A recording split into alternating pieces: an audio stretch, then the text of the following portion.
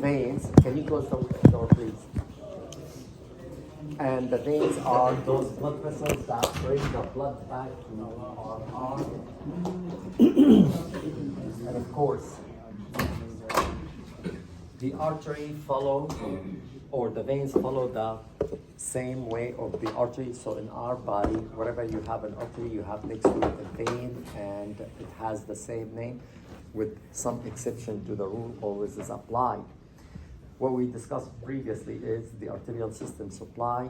For now, we need to do the venous system supply. All the blood in the veins has to be returned to your heart, and then from your heart will be pumped to your lungs for oxygenation purposes.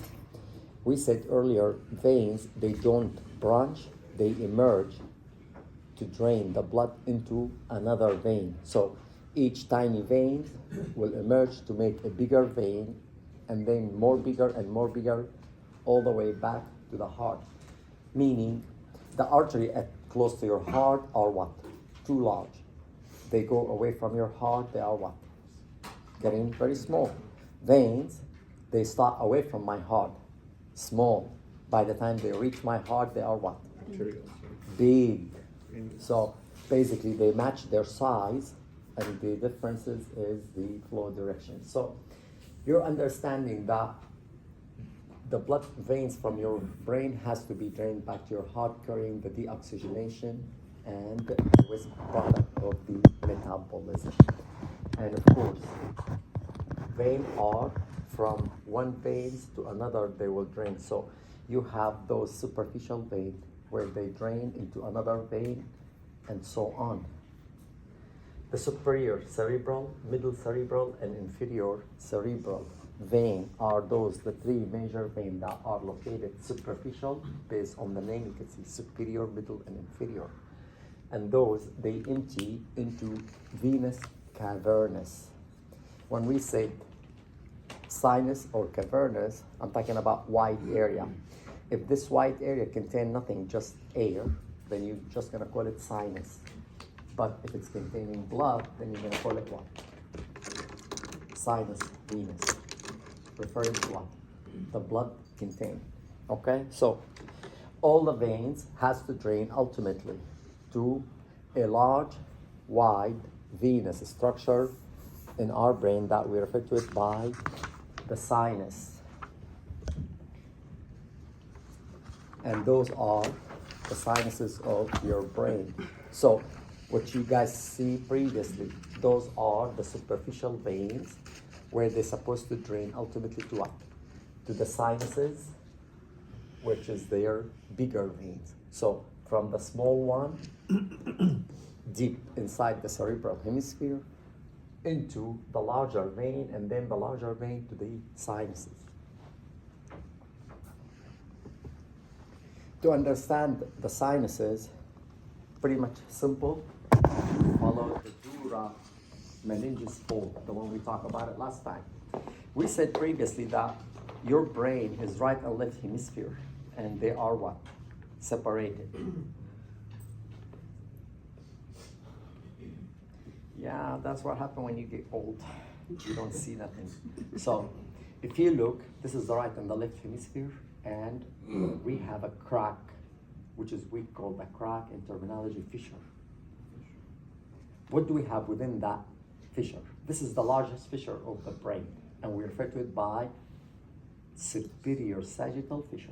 So basically, it's exactly the way how I'm moving my hand, from posterior all the way forward. And Julio, what do we have in this fissure, or between this crack? What do we have? Huh? Falix? No. Falx. Falx. Correct. Whatever. And a falx is what? Is the fold of the dura meninges, correct? And that falx also enclose and cover the venous, superior sagittal venous sinus. So where do I have the superior venous sagittal sinus? Exactly over here. Correct? Enclosed or covered by what? The dura, because the dura we said to protect all the structure in our brain. When the falx or the dura fold to create the falx, will go all the way until where? Until your corpus callosum.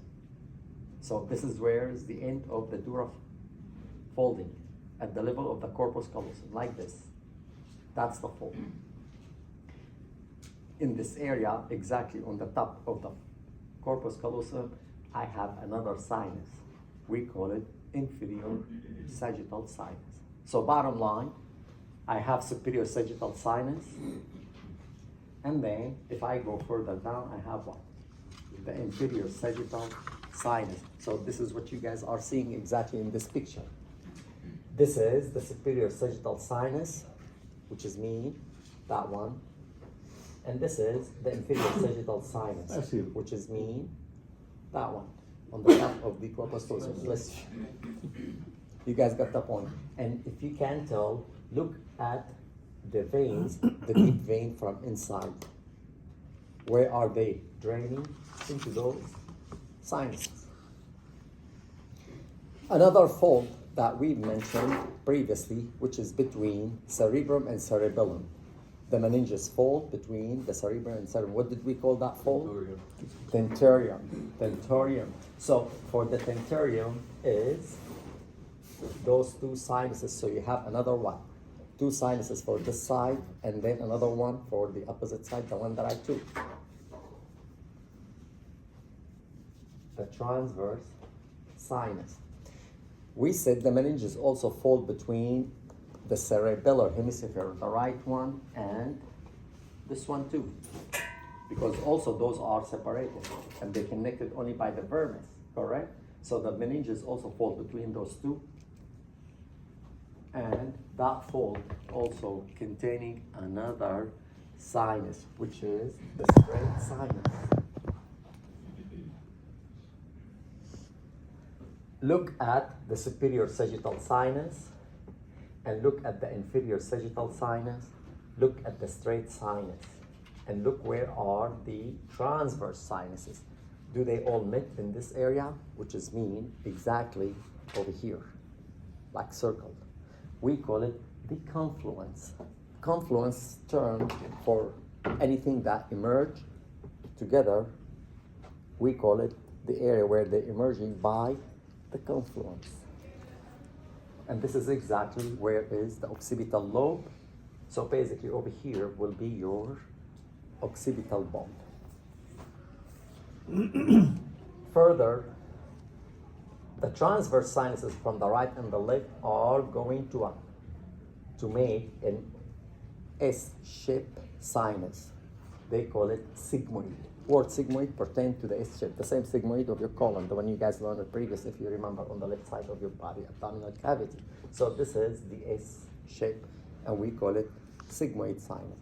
A continuation further down of the sigmoid sinus is your internal jugular vein. And your internal jugular vein ends where? In your subclavian vein. The subclavian vein and the internal jugular vein, when they emerge, they're gonna form brachiocephalic vein.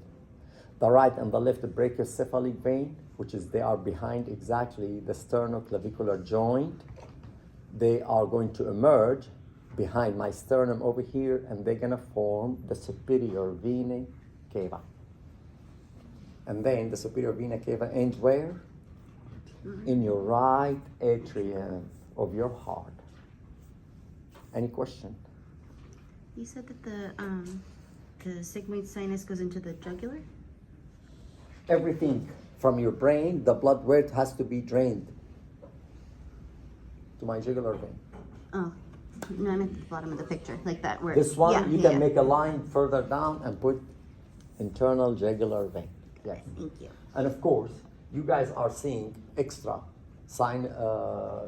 sinuses, which is they belong to the smaller structures. If you remember the big one, you should be okay. Correct? Any question? Any question? Most of those sinuses are located in the subdural space. So we said the fold of the meninges will cover what? Those sinuses. Correct? And those sinuses are located in the subdural space. This is why head trauma may cause bleed. Where is the bleed belonging to? Subdural. and we call it subdural hemorrhage. Or if the blood clot, we call it subdural hematoma, and so on.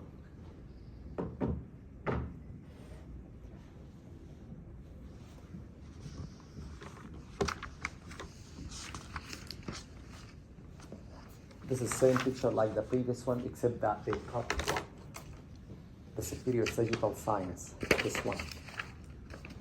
You see, they cut it, so you can make a line if you wish, and write down superior sagittal sinus.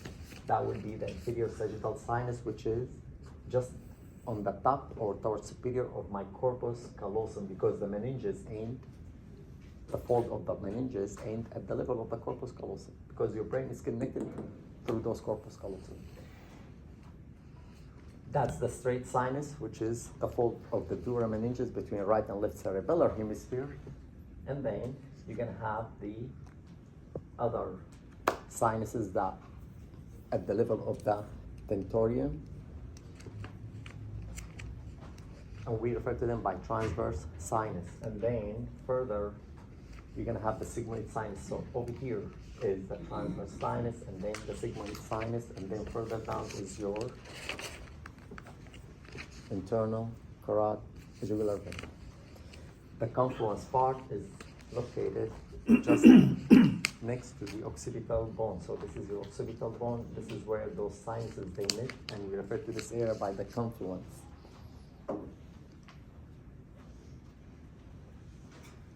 That's a true picture of what you guys have previously that corresponds to the previous one, to this one. So now you are seeing true images. So if you study this or this, it is the same. All what you need to remember, the big sinuses, you don't need to worry about those small tiny ones.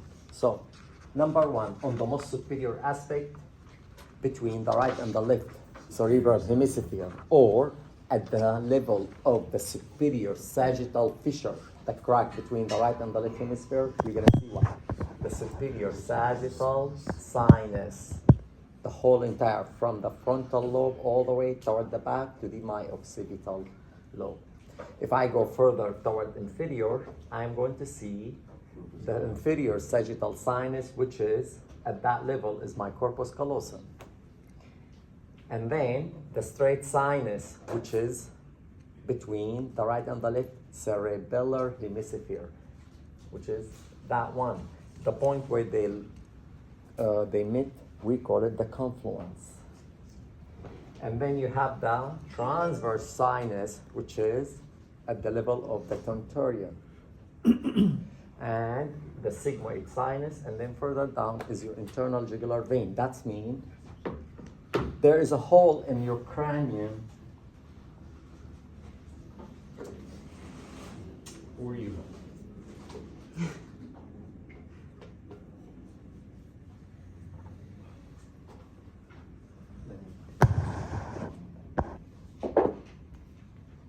Those two holes, or where I'm putting my fingers, this is where exactly the end of the sigmoid sinus and the starting of what? The internal jugular vein on my neck. And of course, when we get to the neck region, we'll talk about the internal jugular vein. Any question?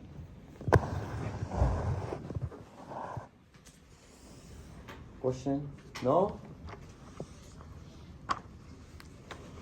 This is a coronal MRI where you'll be able to see the superior sagittal sinus and the transverse right and left sinus, and at the level of the occipital lobe will be the confluence. So the coronal cut all the way toward where? Toward the, exactly. So the cut, it's all the way toward where? The posterior, over here. And that's why I'm seeing the confluence, okay? And I'm seeing this portion of my superior sagittal sinus, there. And then the transverse sinus is the right and the left one. And further is the sigmoid sinus. A superficial axial cut all the way, that's mean the cut is pretty much at that level. Just slightly I took that part, like this.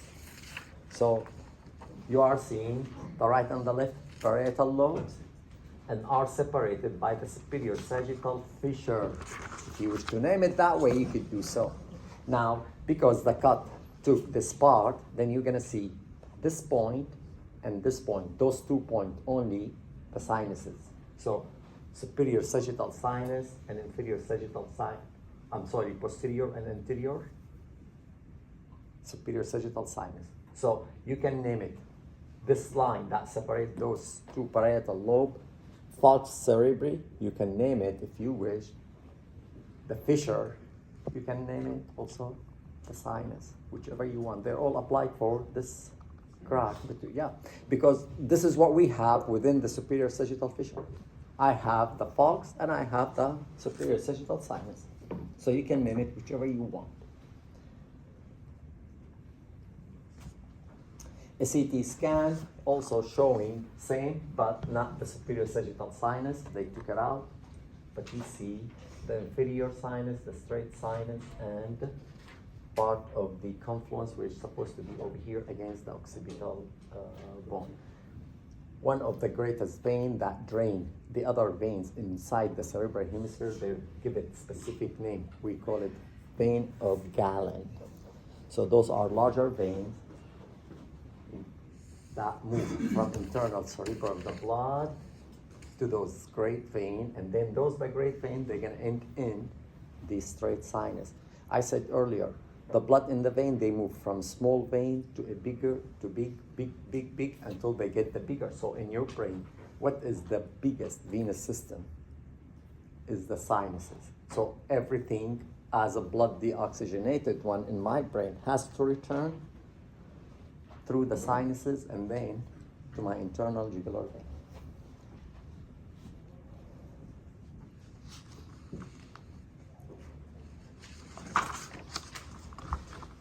If you are looking at the inside the brain like this in sagittal axis, you will see some reflection of those veins. Like in this one, that's the internal cerebral vein, which is, we said earlier, will drain to a bigger vein, which is the vein of Galen. So vein of Galen, it's identified just at the inferior aspect or the posterior of my corpus callosum. And then this is where is the tentorium. The tentorium, which is the fold of the dura between cerebrum and cerebellum, meaning this is where is my straight sinus. So this vein is gonna move the blood toward the straight sinus. Yes. The vein of Galen, is it the round within one? The great cerebral vein? The great cerebral vein or vein of Galen. You can Okay. call, they call them Galen or great cerebral. Got it.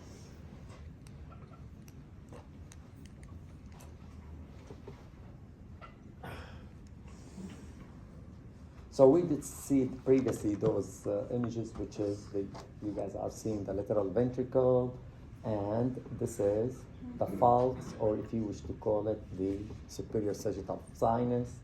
You could see it from two parts.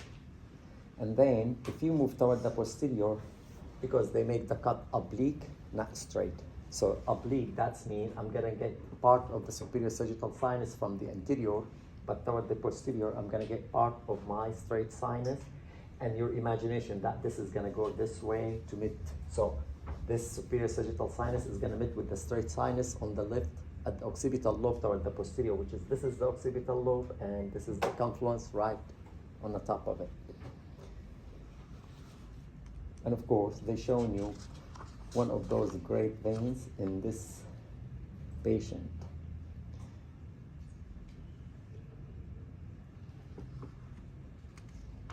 Of course, those are the transverse sinuses on the right and on the left. That's mean this is what?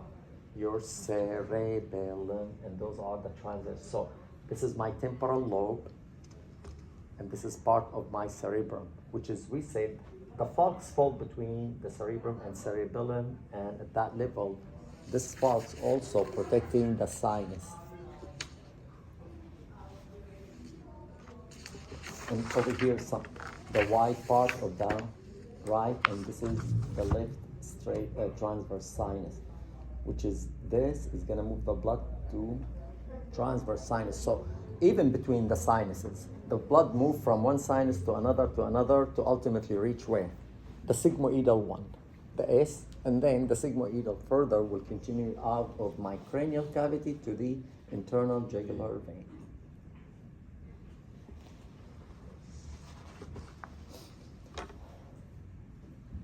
Around some of the blood vessels and around some of the structure, you will see more sinuses. Like we named earlier the area where is the carotid artery curved by the cavernous, correct? And there is a sinus because there is an artery over there. So earlier we called the cavernous portion of the carotid artery is where is my finger, next to the stilla turcica, right and left respectively. So we have another wide venous blood vessels that we call it sinus.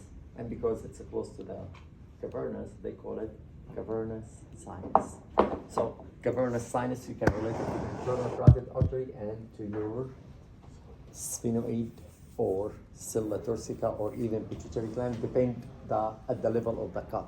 This cut, it's below the stilla turcica and the pituitary gland, and this is why we are seeing the sphenoid sinus at that point.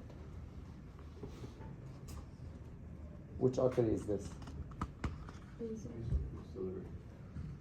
What about this one? That's not an artery. What is this? It's the fourth ventricle. Louder. Fourth ventricle. The fourth ventricle. Which cistern is this? Or which artery is this actually? Not cistern. This one and this one. Huh? Artery. Posterior cerebral artery that come from the maxillary to go and supply the posterior.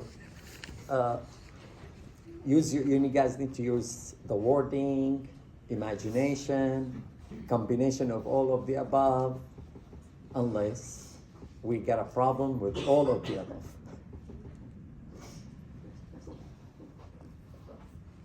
Of course, there is a tiny vein, like there is a branches of the artery, like the blood vessels that supply your thalamus, we call it thalamus striate artery. That's me. We said next to every artery, I have a vein, and this is, we call it thalamus striated vein.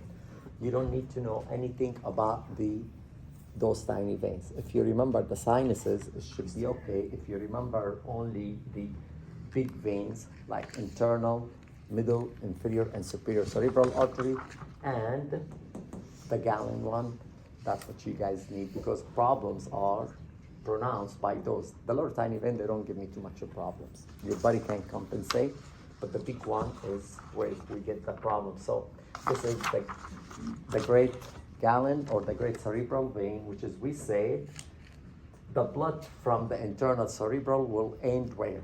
In those great veins. And then the great vein has to move the blood into my straight sinus. This is what we saw earlier. But the previous picture was with no brain structures.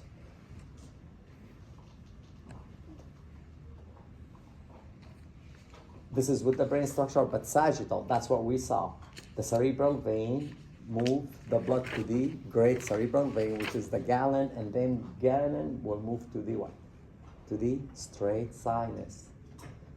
So this is the cerebral vein, and this is the gallon vein, and this is my straight sinus. You guys are going to learn on the procedure on your next semester. Which one is which one you need to take based on what the doctor he wants from you, or what we are looking for the patient. What's the problem we're looking? But it's good to know anatomy for all of the above, which will help a lot. Any question for the veins? Any question for the artery? None? You guys are too quiet. Okay, as you wish. Next, and the last thing that you need to know for your cranial region, and congratulations, you finished the first region of your body, Mrs. Caroline. Did I get it? Carolina, yeah. So I missed it, Carolina. No, it's never the same. What is it? Carolina. Yeah, same. She said the same. Yeah. At least I was close. The last thing that you guys need to learn is the cranial nerve. Probably you guys remember from the previous lecture, I'm not sure, but we are going to refresh your memory and we're going to show you some of those nerves imaging wise, okay? We have peripheral nervous system, correct? So your nervous system is what? Split into central and peripheral. The central, brain and spinal cord. They call it central because it's in the middle of my body. Peripheral because it's what? Going outside.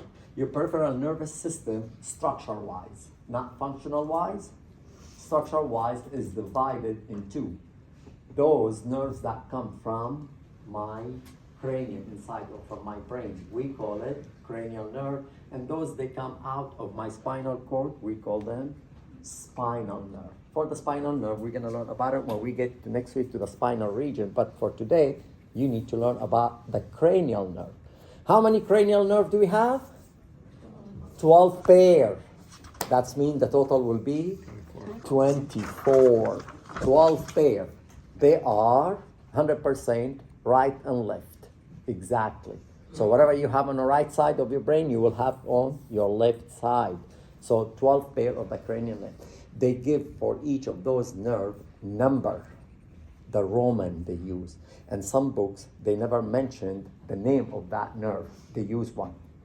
The Roman name.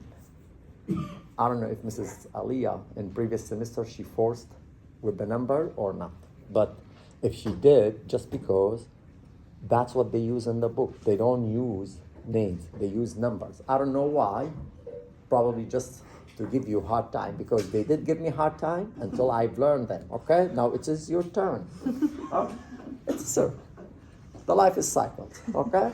Don't be surprised, one day you'll be over here and you're gonna tell your student the same what I'm telling you. So, some of those cranial nerve are sensory in function only, mean they carry sense. Other, they are motor function. That's mean only for movement.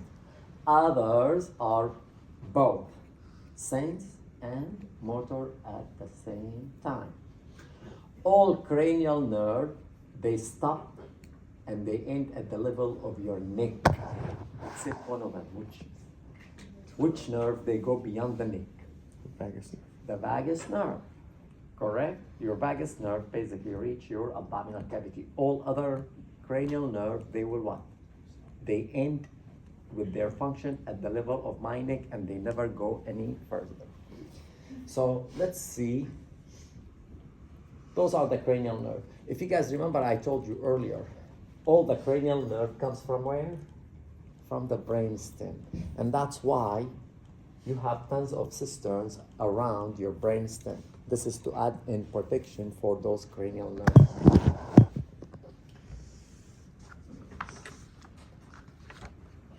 Numero uno, cranial nerve is olfactory nerve. Okay? Is it sensory or motor? Sensory. Where is the receptors located? In my nasal mucosa, inside of my nose. Correct? Those receptors, once they get activated because of any smell, they're gonna carry what? This is smell through that nerve. The receptors from my nasal cavity has to enter inside the cranium through the what? Cribriform plate of my ethmoidal bone. So if you look where I have my finger over here, exactly in this area, there's a little tiny holes that connect with what? With my nasal cavity. Exactly where I have my finger. And this is represent the cribriform plate of my ethmoidal. So the sense will be moved into my cranium through receptors of the olfactory. And then the receptors are going to emerge all together to make a wide area. We call it olfactory bulb, like this. And then the continuation further of the olfactory bulb inside of my brain is olfactory tract, or you can call it olfactory nerve. Any question? So no, how do we identify imaging-wise the what they call the olfactory nerve? First, you need to look for frontal lobe. So this is the frontal lobe. If I'm coming from superior toward the inferior, that's the end of the frontal lobe. And this is the olfactory bulb and olfactory tract. Very simple, right? Okay. There you go. That's a sagittal cut, meaning the other one. This is anterior and that's posterior. I'm coming from superior toward inferior. That's my frontal lobe. I am going to see the olfactory nerve on the most inferior aspect of my frontal lobe. Now, you are seeing only one. Where is the other one? Sasha, where is the other nerve gone? You said you have two pair. Exactly, on the other side. Where is the other side? Well, it's gone. We cut it. You got it? Okay, so in sagittal cut, you cannot see more than what? Uno. Now, this is a coronal for both right and left. That's mean I am going to see what? The right and left. But what's the difference? How the olfactory tract oriented is oriented what? In this direction. So when I do sagittal, I'm going to see it what? Long. But when I do coronal, you're going to see it what? Roundy moundy. Right? So this is why you are seeing right and left rounded olfactory nerve. But the point is what? Which lobe is that of your brain? Frontal lobe. So if I told you a coronal cut at the level of the occipital lobe, are you going to point on those? No. Olfactory nerve? I don't think so, unless you have your nose on the backside though. Next nerve is optic. Optic nerve is sense or motor? Sense. So the olfactory for the smell, the optic for vision. Exactly. The receptors of your vision are located in your eye retina. So this is the retina of your eye. And those are the receptors of the olfaction. Once they get activated, they move the sense, and then your optic nerve enter the cranium through optic canal. And how am I supposed to show you optic canal? This is the optic canal, the right and the left one. So basically just what? Before the sella turcica. Okay? All right. Now, the optic nerve from the right and from the left is going to what? To cross.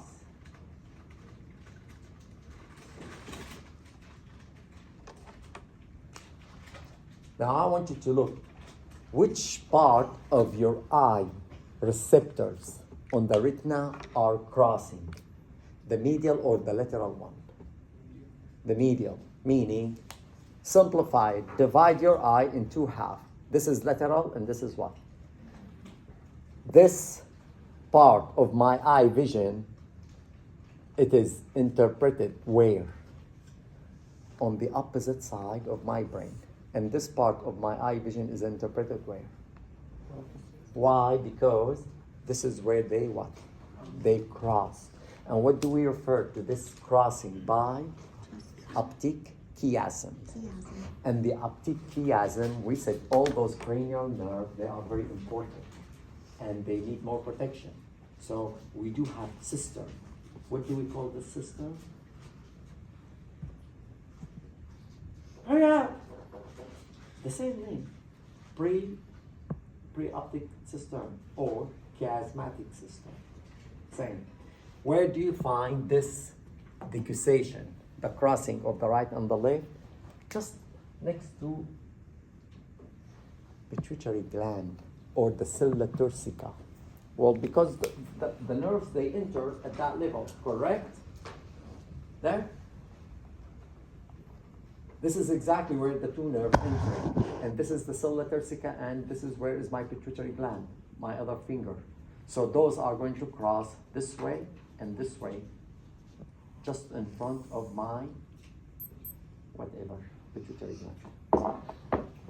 Now, the receptors from the lateral aspect, right and left respectively, they don't cross. Each, they go on its own.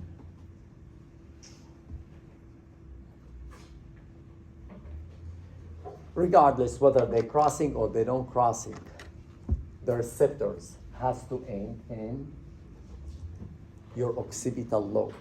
So where is the interpretation area of the vision in your brain? Occipital lobe. All the way to here, from here to here. Correct? Good. The fibers at the end over here, before they reach the interpretation area, we refer to it by optic radiation. I'll show it to you guys. So those what we call them optic radiation. I don't know if I told you this. I told you we don't talk functions too much, okay? But all the sense stimulus are efferent or afferent. Which one do you want to take? Sense stimulus are, louder please. Afferent. Afferent. Afferent means going from the periphery to where? To the center. So I am where? I am on the periphery of this room. I am going to move to the center of that room. Meaning, you're gonna call me what? Afferent. Now the opposite. I am on the center of the room and I'm gonna move toward what? The outside, the periphery. Then you're gonna call me what? Efferent with the E. All the sense in your body, naturally born, we born with what? Afferent. Meaning there is no sense coming from my brain. Can you name any sense comes out of your brain? No. All the senses coming from where? From outside, including the eye. So all those senses are what? Afferent. And all the sensory stimulus, it doesn't matter where they're coming from, before reaching the parietal lobe, where is the cortical area for interpretation, they have to make a station where? In your thalamus. And then your thalamus will redirect it to the specific interpretation area. Meaning, if you are in pain, do you laugh or do you cry? Cry. How is the pain sensation? Is ugly? Yeah. So the thalamus has to what? To send the pain sensation to the area in your cortex to be interpreted as unpleasant. But if somebody is tickling you, the thalamus will send it to where? To the area in your cortical area to be interpreted as pleasant, and I'm gonna laugh. So all the sense, they have to stop where? In my thalamus. And your thalamus will direct it to specific cortical area, including your vision 2.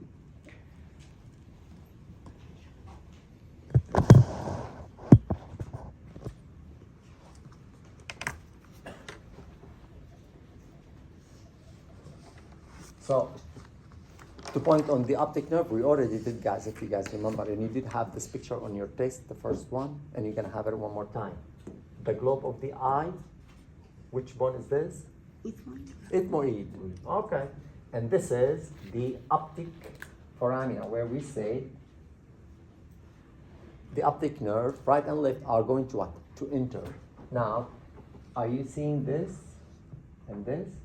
That's the decussation, and this is your pituitary gland. We said the decussation or the crossing between the right and the left occurred at the anterior aspect of your pituitary gland.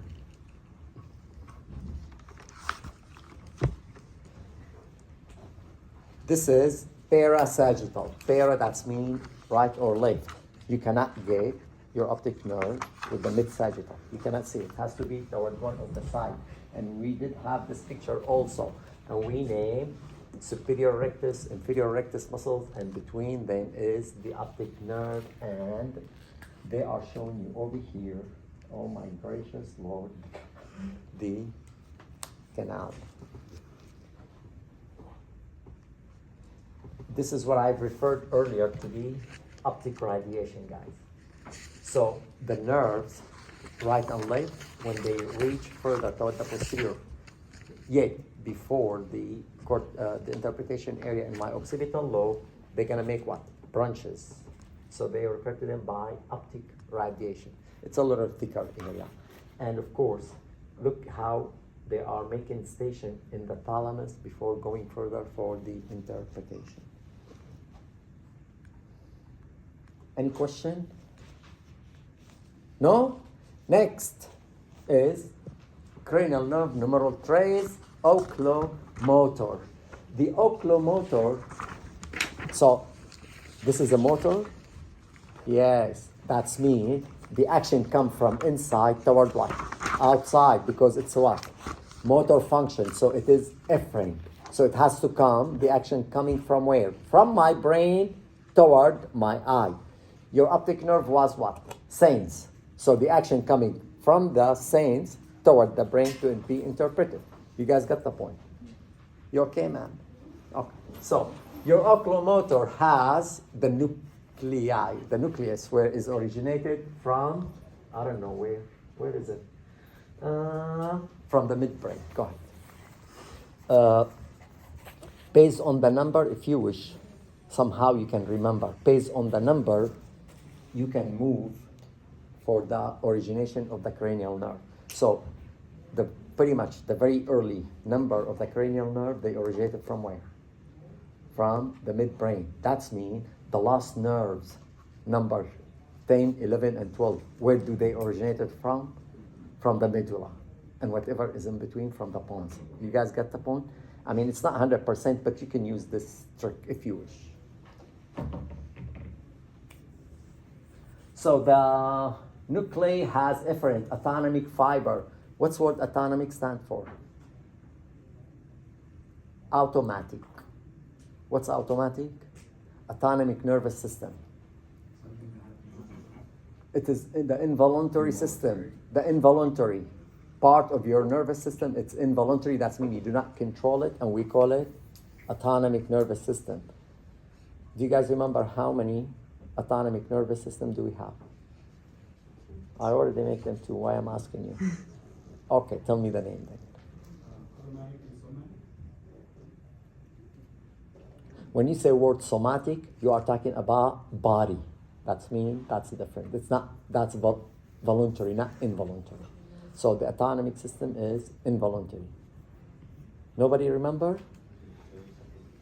Sympathetic and the parasympathetic nervous system. So those are the autonomic nervous system.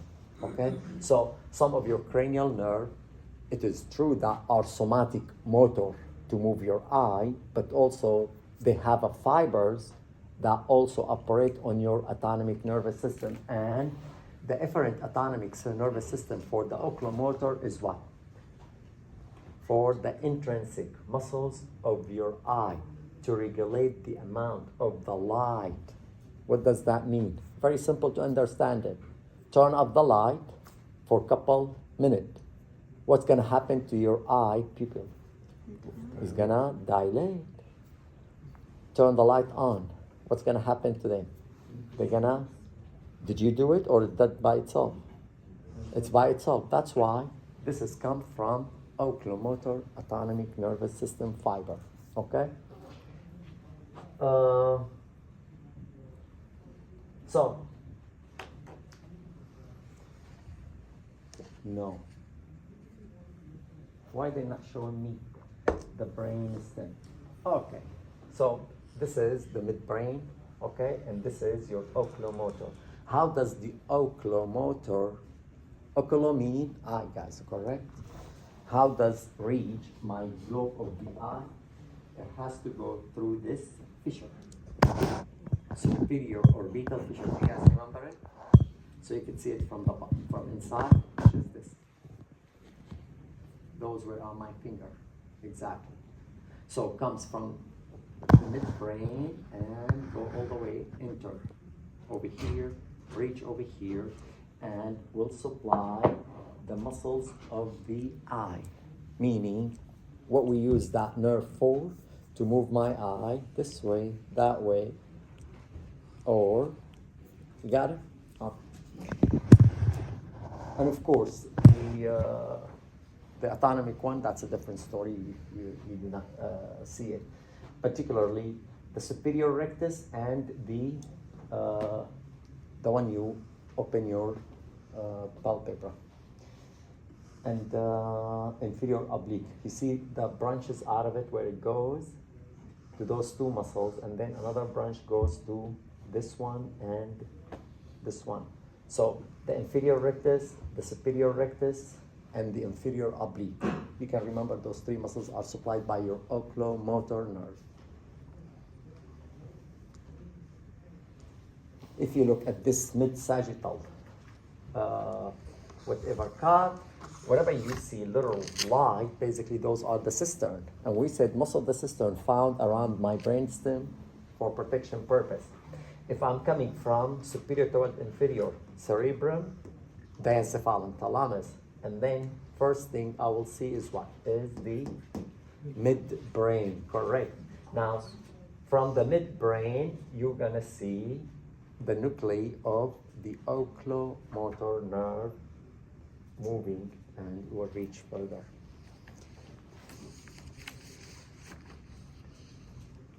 So this is in sagittal. If you want to see it on transverse, you'll be able to see both the right and the left one is the similar, but you are going to what? To look for the midbrain, which is, I'm seeing the midbrain, and this is my basilar artery.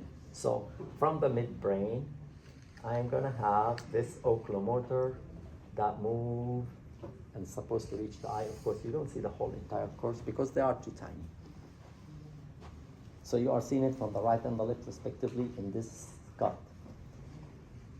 So to simplify it on yourself, guys, if the cut at the level of the midbrain, you will see on the most superior one, on the most anterior, the oculomotor. Now we're gonna talk about the other ones. We'll see which one.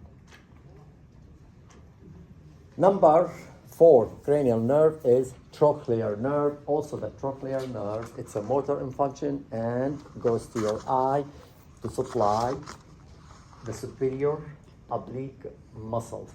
Also, it is originated from your midbrain. We said the very first couple all coming from where? From the midbrain, guys. So this is your oculomotor, and this is the superior oblique muscles, and supply only one muscle, and it is only motor in function.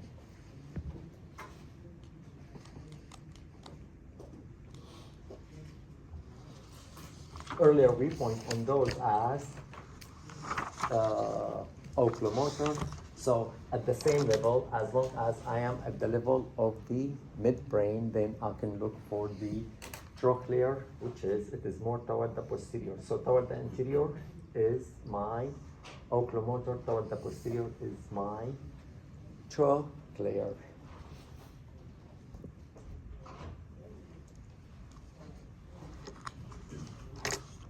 Both the trochlear and the oculomotor are in one picture.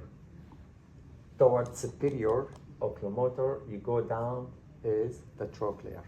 So next to each other, and they belong to the same origin, but this picture is not at the level of where they originated from the midbrain. Basically, this is at the level of the sphenoid bone or pituitary gland, that's why you are seeing the sphenoid sinus. Number 5 is trigeminal nerve, and trigeminal nerve has 3 branches: ophthalmic, maxillary, and mandibular. Well, no brainer. Eye, upper jaw, lower jaw. That's it. Correct? Okay. Now, motor fiber are originated from the motor nuclei and extend to where? To the mastication through the mandibular nerve. So we need that nerve for what? Chew. Correct. This is for the motor. All right. So if you look at the trigeminal, has those three branches: the mandibular, the maxillary, and the ophthalmic. Only the mandibular, it's providing us with a motor function for masseter muscles.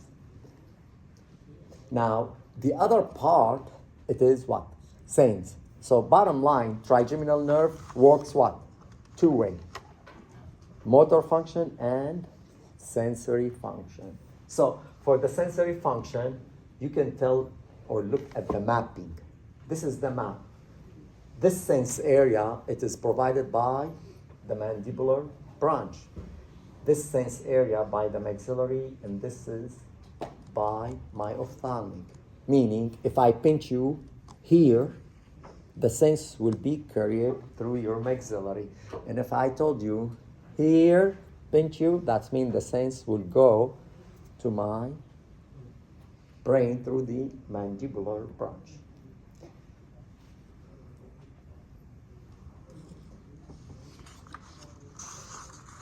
This is one of the largest ganglia, and earlier I told you guys, ganglia is a collection of neuronal cells body in which represents station for the stimulus. So a motor stimulus coming will stop where? In here, and then go further down to my muscles. Any sense stimulus coming from here, it has to go where? It has to stop in here, and then further will go to my midbrain for interpretation.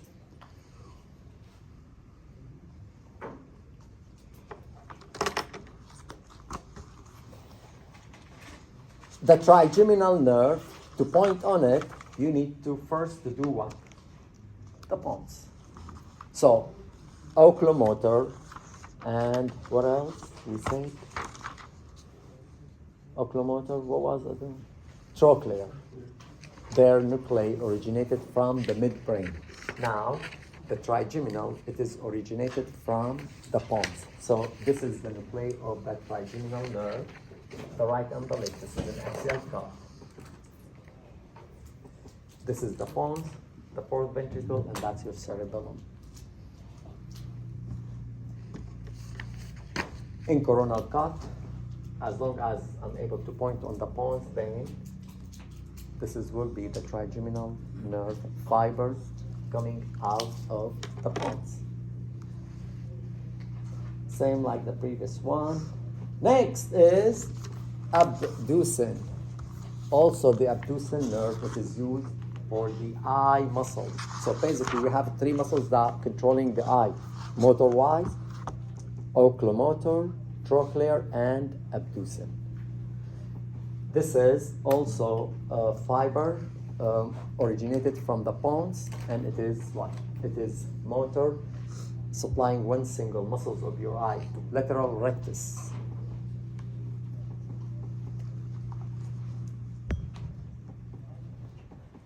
Basilar artery, posterior to it is pons. Posterior to it is fourth ventricle. Posterior to is what? Cerebellum. Now, we get the point. Whatever it is highlighted, cistern. This cistern before my pons, then will be what? Pre-pontine cistern. Correct? Okay. We said those cisterns mostly are to protect the cranial nerve where they originated. So that's what you guys are seeing. The cranial nerve origination and protected by.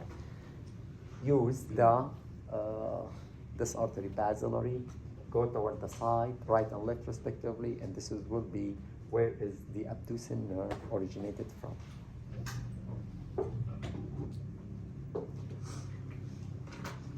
Next, facial nerve. Your facial nerve has a motor fiber which is originated also from the pons and extend to supply what? The face and the scalp muscles. Meaning, when you make a facial attitude, which muscle, which nerve you are using? Facial nerve, correct? Is it like happy? Sad. Constipated. Is it? Okay. All those. But your facial nerve has other fibers that are operating on your autonomic nervous system, the involuntary one. But those to where? To the salivary gland. Meaning, when is your salivary gland secrete saliva? Do you tell the salivary gland secrete saliva? When salivary gland secrete saliva? In two ways. Either I have something in my mouth, which is stimulate my mechanical receptors to stimulate the saliva, like when I have a piece of food. Or I'm starving and I bypass by BF chain and I cannot afford it. So I will start what? Okay, that's the autonomic nervous system, and this is when we cannot afford to eat at some places. Okay? It's okay. Other fibers also operated on the autonomic nervous system, but this is for the taste. Okay? The anterior 2/3 of your taste buds are through the what? The facial nerve. So divide your tongue, anterior 2/3 and posterior 1/3. The anterior 2/3 taste will move to be interpreted by your facial nerve. The posterior one is a glossopharyngeal. We'll talk about it later on.